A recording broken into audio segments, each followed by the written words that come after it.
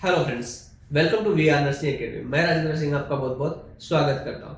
मैं फिर से कुछ बेसिक इंपॉर्टेंट क्वेश्चंस लेके आ गया हूँ जो कॉमन क्वेश्चन है डीएचए हार्ड एमओएचए प्रोमेट्रिक एग्जाम के लिहाज से।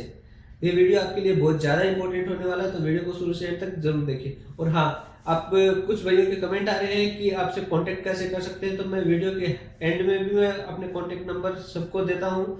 हर एक वीडियो में एंड में आपको कांटेक्ट नंबर मिल जाएगा, और मेरे यूट्यूब बायो के अंदर भी आपको मेरा कांटेक्ट नंबर मिल जाएगा, या मेरे सोशल मीडिया का लिंक भी मेरे यूट्यूब बायो में आपको मिल जाएगा, वहां से मुझे कांटेक्ट कर सकते हैं। ठीक है, तो चलो चलते हैं वीडियो पे अब। तो आज का first question, a nurse is preparing to obtain an arterial blood gas specimen from a client and plans to perform the Allen's test on the client. After explaining the procedure to patient, what is the next step nurse need to do for performing the Allen's test? एक nurse है, एक client का APG specimen लेने का plan कर रही है और एलन टेस्ट करना चाहती है। पेशेंट को प्रोसीजर एक्सप्लेन कर दिया गया। उसको एक्सप्लेन करने के बाद एलन टेस्ट के लिए नर्स का नेक्स्ट स्टेप क्या होगा? ऑप्शन देखें। Option A, assess the colour of the extremity distal to the pressure point. Option B, ask the client to open and close the hand repeatedly. Option C, apply pressure over the ulnar and radial arteries. Option D, release pressure from the ulnar artery. तो ये ऐसे वाले condition में next step क्या होगा? Second step nurse का होगा apply pressure over the ulnar and radial arteries. यहाँ पे अपना ऑप्शन सही होता है सी। ठीक है, next question second number, the Glasgow coma scale is used to evaluate the level of consciousness in the neurological patients. The three assessment factors include in this scale are, इनकी Glasgow coma scale है वो neurological patients के अंदर consciousness level होता है उसको evaluate करने के लिए करते हैं। तो इसके ग्लासगो गोमा स्केल के अंदर 3 असेसमेंट फैक्टर क्या होंगे वो अपने बताने हैं। ऑप्शन देखें। A, eye opening, response to pain, motor response. Option B, eye opening, verbal response, motor response. Option C, pupil size, response to pain, motor responses. Option D, pupil size, verbal response, motor response. तो इसमें से सही answer क्या होगा? अपना answer होता है B, eye opening, verbal response और मोटर रेस्पॉन्स।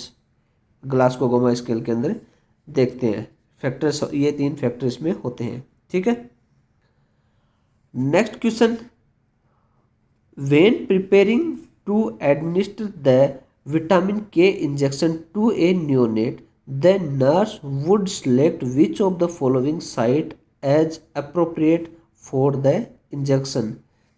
एक न्यूनेट को विटामिन के का इंजेक्शन देने के लिए प्रिपेयरिंग कर रही है एक नर्स। तो इसमें ये पूछा है कि इंजेक्शन देने की अप्रोप्रिएट साइट कौन सी होगी इनमें से। ऑप्शन देखें। A, gluteal maximus muscle. Option B, anterior femoral muscles. Option C, vastus lateralis muscles. Option D, deltoid muscles. तो न्यूनेट के अंदर एट बर्थ देते हैं अपन विटामिन के, तो वो कहाँ पे देते हैं? वो देते हैं वेस्टस लेटरलिस मसल्स के ऊपर। ठीक है, यहाँ पे अपना ऑप्शन होगा C. Next question 4 number, example of health promotion. इनमें से एक एग्जाम्पल हेल्थ प्रमोशन का एग्जाम्पल कौन सा है? ऑप्शन देखें। ए, डायरेक्ट केयर या give medication. Option B, stop cigarette smoking. Option C, immunisation. Option D, all of the above is correct. तो हेल्थ प्रमोशन का एग्जाम्पल कौन सा होगा? वो होगा स्टॉप सिगरेट स्मोकिंग, क्योंकि सिगरेट स्मोकिंग को स्टॉप करेगा तभी हेल्थ प्रमोशन होता है। ठीक है, यहाँ पे अपना ऑप्शन सही होगा B. Next question 5 number, Questions that are answerable only by choosing an option from a set of giving alternative are known as। इसे पूछा है दिए गए ऑप्शन के एक सेट से एक ऑप्शन को चूज करके ओनली आंसरेबल क्वेश्चन का अल्टरनेटिव जाना जाता है। इनमें से किसको जाना जाता है? ऑप्शन देखें। Option A questionnaire, option B demographic, option C close ended, option D survey. तो किसको जाना जाता है? वो होता है क्लोज एंडेड। यहाँ पे अपना ऑप्शन सी होगा सी। ठीक है। Next question 6 number. Nurse is observing a male client using a walker. The nurse determines that the client is using the walker correctly if the client. एक nurse है, observe करिए एक male patient जो walker use कर रहा है, तो nurse कैसे डिटरमाइन करेगी कि वो वॉकर को सही से यूज कर रहा है क्लाइंट? ऑप्शन देखें। A walks into the walker, puts weight on the hand pieces and then put all 4 points of the walker flat on the floor. Option B puts all the 4 points of the walker flat on the floor, puts weight on the hands pieces and when and then walks into it. Option C puts weight on the hands pieces, move the walker forward and then walk into it. Option D puts weight on the hands pieces, slides and walker forward and then walk into it। तो यहाँ पे अपना सही answer क्या होगा? कैसे वो पता करें कि वो करेक्टली यूज कर रहा है? तो यहाँ पे अपना आंसर सही होगा B puts all 4 points of walker flat on the floor, puts weight on the hand pieces and then walk into it। ठीक है। Next question 7 number. Which of the following is not an antiemetic. इनमें से कौन सी है antiemetic नहीं है? Option देखें। A Dramamine, option B Benadryl, option C Elavil, option D Marinol. तो इनमें से एंटीमेटिक कौन सी नहीं है? इसमें से है एल्वेयर जो है वो एंटीमेटिक नहीं है। ठीक है। Next question 8 number. What is the priority nursing diagnosis for a patient expressing A migraine headache. Migraine headache महसूस करने वाले पेशेंट का प्रायोरिटी नर्सिंग डायग्नोसिस क्या होगा? ऑप्शन देखें। A hopelessness related to deteriorating physiological conditions, option B anxiety related to change in और threat to health status, option C risk for side effects related to medical therapy, option D acute pain related to biological and chemical factors. तो अब primary nursing diagnosis क्या होगा migraine patient के लिए? Acute pain related to biological and chemical factors. ठीक है, उसको अचानक से दर्द होने लगे। Next question 9 number. Which of the following is not true about preparing medicine. Medicine को प्रिपेयर करने के लिए इनमें से क्या सही नहीं है? ऑप्शन देखें। A prepare medication under well lighted area, option B do not use medication with a missing label, option C check the label of the drug 2 times, option D work alone without interruption. तो इसमें सही answer क्या होगा? क्योंकि इसमें सब सही है, एक बस कभी भी मेडिसिन देते हैं तो हम 2 टाइम नहीं 3 times हमें वो उसका लेबल, उसका एक्सपायरी डेट, कौन सी मेडिसिन है वो हमें 3 times चेक करनी होती है। तो यहाँ पे अपना ऑप्शन होता है सही C check the label of the drug 2 times, बल्कि हमें 3 times चेक करना है लेबल को। ठीक है। Next question 10 number.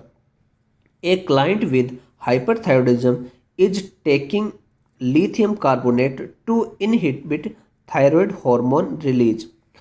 Which complaint by the client should alert the nurse to a problem with the client's medication? Hyperthyroidism का client है, उसका थायराइड हार्मोन रिलीज को इनहिबिट करने के लिए लिथियम कार्बोनेट ले रहा है। क्लाइंट की कौन सी कंप्लेन से नर्स को क्लाइंट की मेडिकेशन की प्रॉब्लम के प्रति अलर्ट होना चाहिए? ऑप्शन देखें। A, the client complains of increased weight gain over the past year. Option B, the client complains of increase thirst and increase urination. Option C, the client complain of blurred vision. Option D, the client complain of rhinorrhea. तो कैसे वाली condition में nurse को alert होना है? वो है the client complain of increase thirst and increase urination वाले। ठीक है, यहाँ पे अपना ऑप्शन सही है बी। नेक्स्ट क्वेश्चन 11 नंबर। After 1 week of hospitalization mister Deol develops hypokalemia. Which of the following is the most significant symptom of this disorder? इसमें पूछा कि मिस्टर डेवल है, वो 1 वीक से हॉस्पिटलाइज होने के बाद उसको हाइपोकैलेमिया डेवलप हुआ है। तो यह किस प्रकार का मोस्ट सिग्निफिकेंट सिम्टम होगा इस डिसऑर्डर का? तो इसमें ऑप्शन देखें। A, increase pulse rate and blood pressure. Option B, muscle irritability. Option C, muscle weakness. Option D, lethargy. तो यहाँ पे अपना ऑप्शन सी होगा ऑप्शन सी, मसल वीकनेस वहाँ पे देखने को मिलेगा। ठीक है। Next question 12 number. Which of the following diets would be most appropriate for a client with COPD? एक सीओपीडी वाला पेशेंट है, उसको मोस्ट अप्रोप्रिएट डाइट कौन सी होगी उसके लिए? ऑप्शन देखें। A, high calorie high protein diet. Option B, low fat low cholesterol. Option C, low sodium diet. Option B, bland soft diet. तो सीओपीडी वाले पेशेंट के लिए कौन सी डाइट सही रहती है, मोस्ट अप्रोप्रिएट देती है? वो होती है high calorie high protein diet. उसको कैलोरी भी हाई देंगे और प्रोटीन भी हाई देंगे डाइट में। ठीक है, यहाँ पे अपना ऑप्शन सही है ए। नेक्स्ट क्वेश्चन 13 नंबर। The nurse is assisting a patient to ambulate in hall. The patient has a history of coronary artery disease CAD and has coronary artery bypass graft surgery CABG 3 days ago. The patient reports chest pain rated 3 on the scale of 0 means no pain to 10 means severe pain. The nurse should first, एक patient है जो पैदल चल के hall में अपने पास आया है, तो और उसका कोरोनरी आर्टरी डिजीज़ की हिस्ट्री है और उसको coronary artery bypass grafting surgery हुआ है 3 दिन पहले, और वह रिपोर्ट कर रहा है चेस्ट पेन की जिसका स्कोर 3 है। स्केल के अंदर 0 का मतलब है नो पेन और 10 का मतलब है सीवियर पेन, लेकिन उसको है उसके रिपोर्ट में चेस्ट पेन का लेवल आ रहा है 3। द नर्स शुड फर्स्ट, तो नर्स की सबसे पहले क्या करेगी? ऑप्शन देखें। ए, determine how long it has been since the patient's last dose of aspirin. Option B, ask the patient to take several slow deep breathing. Option C, obtain a chair for the patient to sit down. Option D, assess the patient a radial pulse. तो ऐसी वाली condition में सबसे पहले nurse क्या करेगी? उसको chair देगी। Obtain a chair for the patient to sit down, उसको चेयर पे बैठने के लिए बोलेगी, उसको चेयर देगी और बैठने के लिए बोलेगी। यहाँ पे अपना ऑप्शन सी होता है सी। ठीक है। Next question 14 number. Which cells secrete mucus that helps protect the lungs by trapping debris in the respiratory tract? कौन सी सेल म्यूकस सीक्रेशन करती है जो रेस्पिरेटरी ट्रैक्ट में जो मलबा होता है वो फंसाकर लंग्स को प्रोटेक्ट करने में हेल्प करती है? ऑप्शन देखें। A, type second pneumocytes. Option B, type first pneumocytes. Option C, adipose cells. Option D, goblet cells. तो कौन सी सेल्स हैं जो ये प्रोटेक्ट करती हैं वो है गॉबलेट सेल्स। यहाँ पे ऑप्शन है सही है डी। ठीक है, next question 15। A physician order an intravenous fluid of D5NS at 100 cc per hour. This is an example of which of the solution? Physician ने ऑर्डर किया है D5NS fluid intravenously 100 ml per hour के हिसाब से। तो इसमें पूछा है कि यह सॉल्यूशन किस सॉल्यूशन का एग्जाम्पल है D5NS। ऑप्शन देखें, A hyper elimination, option B hypertonic, option C hypotonic, option D isotonic. तो डीएनएस है वो किस प्रकार का है, हाइपरटोनिक टाइप का सॉल्यूशन है। ठीक है, मैंने ये आईवी फ्लूइड पे पूरा वीडियो बनाया, उसका लिंक इसके डिस्क्रिप्शन में मैं आपको दे दूंगा, तो वो वहाँ से आप पूरा आईवी फ्लूइड का देख सकते हैं। ठीक है, next question 16 number. She is the first one to coin the term nursing process. They introduced 3 steps of nursing process which are observation, ministration and validation. वह नर्सिंग टर्म को बनाने वाली पहली महिला है। उन्होंने नर्सिंग प्रोसेस के 3 स्टेप इंट्रोड्यूस किए जो कि है ऑब्जर्वेशन, मिनिस्ट्रेशन एंड वैलिडेशन। वह कौन है, उसका नाम बताना है हमें। ऑप्शन देखें, A Nightingale, option B Johnson, option C Rogers, option D Hale. तो नर्सिंग प्रोसेस टर्म देने वाले महिला थे मिस हेल। ऑप्शन यहाँ पे सही होगा डी। ठीक है, नेक्स्ट क्वेश्चन 17 नंबर। What is the proper procedure for doing a breast self examination. Breast self examination procedure को करने की प्रॉपर प्रोसीजर क्या है। ऑप्शन देखें, A apply 3 different level of pressure to feel breast tissue, option B stand when performing a breast self exam, option C use the palm of the hand to feel for lumps, option D perform self exam annually. तो breast self examination proper procedure क्या है, use the palm of the hand to feel for lumps. यहाँ पे अपना option सही है C. ठीक है, next question 18 number. The nurse performs a admission assessment on a client with a diagnosis of tuberculosis. The nurse should check the result of which diagnostic test that will confirm this diagnosis. एक nurse है जो admission assessment कर रही है client का जिसको tuberculosis diagnosis हुआ है, उसकी रिजल्ट्स चेक करते टाइम वो कौन सा डायग्नोस्टिक टेस्ट है जो ये कंफर्म करता है कि उसको ट्यूबरकुलोसिस है, कंफर्म करता है। ठीक है, ऑप्शन देखें, A tuberculin skin test, option B sputum culture, option C bronchoscopy, option D chest X-ray. तो कौन सा डायग्नोसिस है जो कन्फर्मली कहता है कि उसको ट्यूबरकुलोसिस है, कन्फर्म के लिए हम करते हैं स्पुटम कल्चर। तो अपना ऑप्शन सी होगा यहाँ पे बी। ठीक है, next question 19 number. Parathyroid hormone PTH has which affects on the kidney. Parathyroid hormone है जो टीपीएच हार्मोन है वो किडनी पे क्या इफेक्ट करता है। ऑप्शन देखें, A stimulation of calcium reabsorption and phosphate excretion, option B stimulation of phosphate reabsorption and calcium excretion, option C increase absorption of vitamin D and excretion of vitamin E, option D increase absorption of vitamin E and excretion of vitamin D. तो parathyroid hormone kidney पे क्या असर करता है, वो करता है stimulate of calcium absorption, reabsorption and phosphate excretion. ठीक है, यहाँ पे अपना ऑप्शन सही है ए।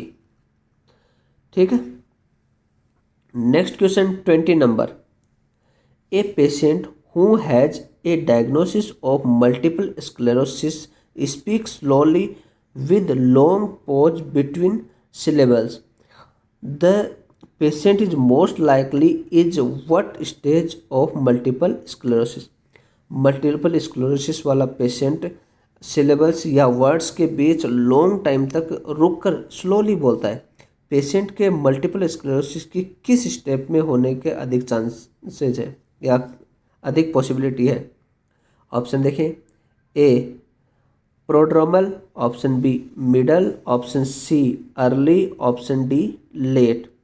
तो ये कौन सी स्टेज हो सकती है? ये होगी मिडल स्टेज। यहाँ पे अपना ऑप्शन सी होगा बी। ठीक है, आज के लिए इतना ही। Thanks for watching. I hope ये वीडियो आपको पसंद आया हो, तो please like share and subscribe the channel, press the bell icon for further notification. If any query you comment me. किसी को भी कोई भी हेल्प चाहती है, जैसे कि डाटा फ्लो कराना, एलिजिबिलिटी लेना है, या एग्जाम बुकिंग करना है, या मटेरियल चाहिए, तो वो मुझसे कांटेक्ट कर सकता है। वो मेरे सोशल मीडिया पे मुझे कांटेक्ट कर सकता है, या मेरे व्हाट्सएप नंबर है, इस पे मुझे कांटेक्ट कर सकता है। मैं आपका रिप्लाई जरूर दूंगा। ठीक है, थैंक यू।